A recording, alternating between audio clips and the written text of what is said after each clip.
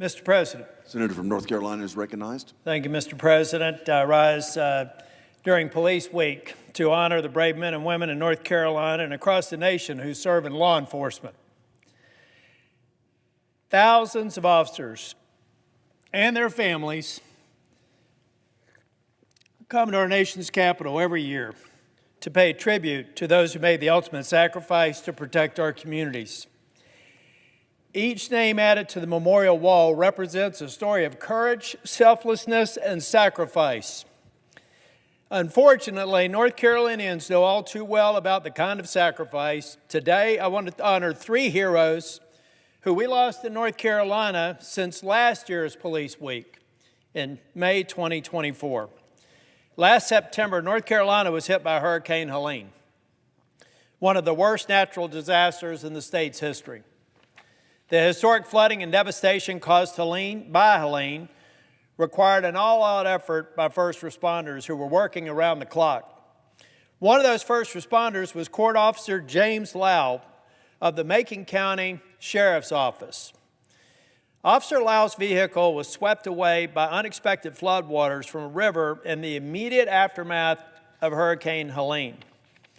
Officer Laauo was a Vietnam veteran, and his law enforcement career spanned nearly 4 decades across 3 states. In fact, Officer Laauo was 75 years old.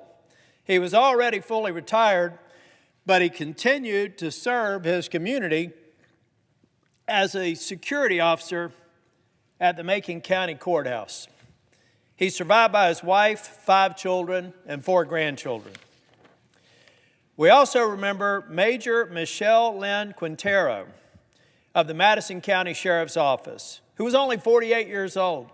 She was tragically killed by the same storm and fast-moving floodwaters by a dam that had overflowed and took down all the power, radio communication, and phone service. Major Quantero was swept downhill and was hit by a tree careening in a fast-moving water. She served more than 17 years with the Madison County Sheriff's Office. Major Quantero is survived by her husband, who also works in law enforcement, and she is survived by her 2 children, both of whom work for the Madison County Sheriff's Office. Late December last year, on the day before Christmas Eve, Greensboro police officer Michael Hin was shot and killed while responding to a call about a man with a firearm in a grocery store. The murderer fled the scene and led law enforcement on a multi-county chase. The brave men from multiple law enforcement agencies apprehended the suspect on Interstate 40. Officer Hin was a reservist in the United States Coast Guard, where he earned multiple awards, including the Coast Guard Enlisted Person of the Year Award in 2015 and 2019. He was posthumously promoted to the rank of Chief Warrant Officer earlier this year. Officer Hin served with the Greensboro Police Department for 7 years. He was only 44 years old and survived by his wife and children.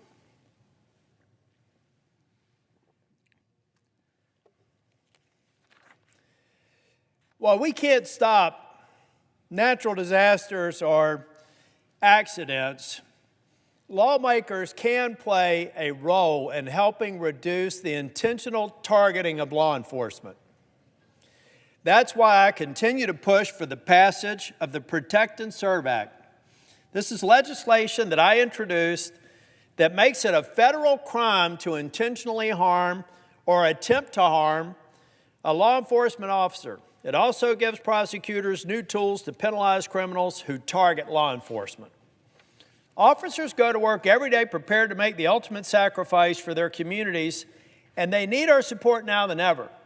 I had a colleague of mine in Judiciary Committee today make a great point. That uniform now includes a bulletproof vest. They know what they've signed up for. They wear that as a matter of procedure because every single day they go out there and they assume they may be shot at.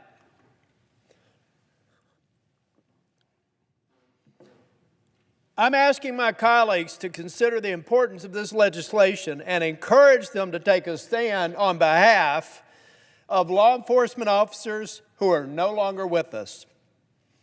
There's a reason the Protect and Serve Act is supported by law enforcement groups across the nation. The Fraternal Order of Police, the National Association of Police Organizations, the Police Officers Defense Coalition, the North Carolina Fraternal Order of Police, the National Sheriff's Association, and the Major County Sheriff's Association. Ladies and gentlemen, I don't know why it is hard for any member of the U.S. Senate to get behind this bill. It simply says that we're going to raise the stakes for anybody who would knowingly do harm to a police officer. To every officer serving today, thank you for your courage. You've earned my unending gratitude. By supporting this bill, members of the U.S. Senate can demonstrate their enduring gratitude to law enforcement. By not supporting it, I don't know what that says, but I know it's something that in North Carolina and among law enforcement agencies, it's not good.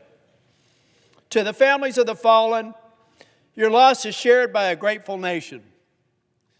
We will never forget your loved one's service, nor their sacrifice. God bless them. God bless law enforcement, and may God bless the United States of America. Thank you, Mr. President.